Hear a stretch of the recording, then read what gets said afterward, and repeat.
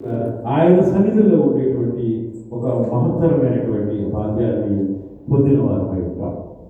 కాబట్టి బైబిల్ ఏమో చెప్తుంది, నీవు భయపడద్దని చెప్తుంటే మనం ఏం చేస్తున్నామండి? లోకం గురించి ఇక్కడ సింహస్వప్నం అని చెప్పారు కదా, ఏం చేస్తుంది? ఇక్కడ హ్యాపీగా పడుకుంటుందా? పడుకుంటుంది. మన జీవితాలు కూడా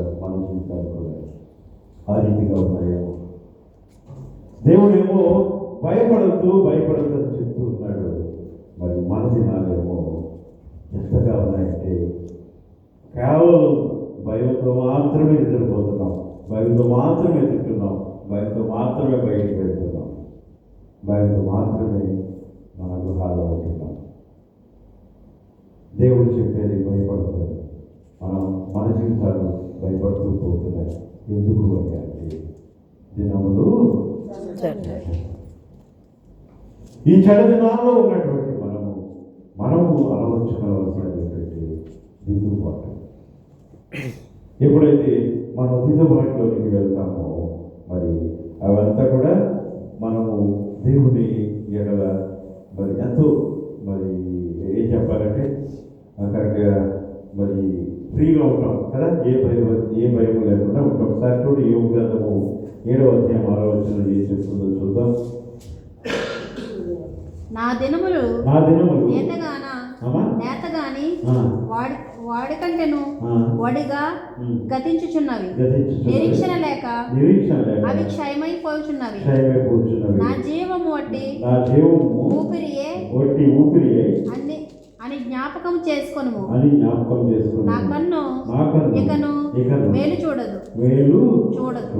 కానీ ఇక్కడ చూస్తుంటే ఆ దినాలు మంచిగా ఉన్నాయండి?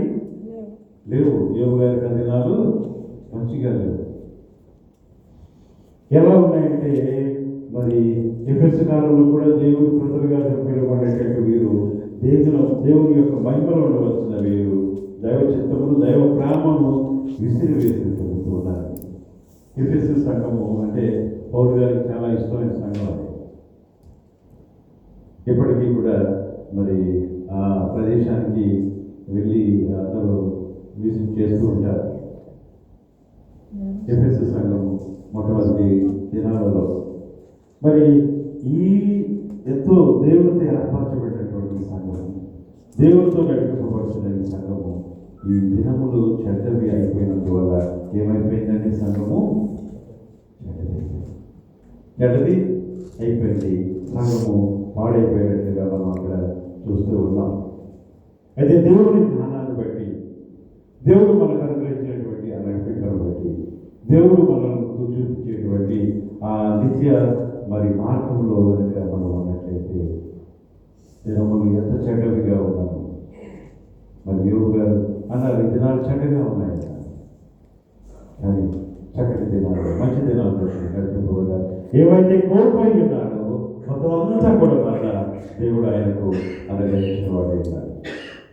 మనకు ఉండవలసినది ఏమిటయ్యా అంటే ఓపిక. భార్య ఏమన్నదండి? యోగ గారి భార్య ఏమన్నది? బాబు నీకు ఒకసారి దూషించి చచ్చిపో, ఆఖరికి నీ ఒళ్ళు నువ్వే కోరుకోలేకపోతున్నావు. అట్లాంటి జీవితాన్ని గడిపేదానికంటే ఒకసారి నువ్వు దేవుడి దూషించి చనిపోతున్నాడు. అప్పుడేమన్నాడైనా మూర్ఖులుగా మాట్లాడద్దు. ఆయన నీకు అనుగ్రహించినప్పుడు చక్కగా ఎంజాయ్ చేస్తావు. ఆయన నిన్ను ఉన్నత స్థానాల్లో నిలబెట్టాడు, ఉన్నతమైనటువంటి రాజభోగాలను అనుగ్రహించాడు.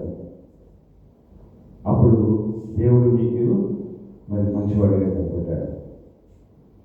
ఇప్పుడు నువ్వు పరీక్ష సమయంలో ఉన్నావు. దేవుడు మరి నిన్ను పరీక్షించడానికి ఆయన అర్హత లేదా? తన భక్తుడి తాను పరీక్షించుకుంటున్నాడు. మనం కలిగి ఉండాల్సినది ఓర్పు, సహనం.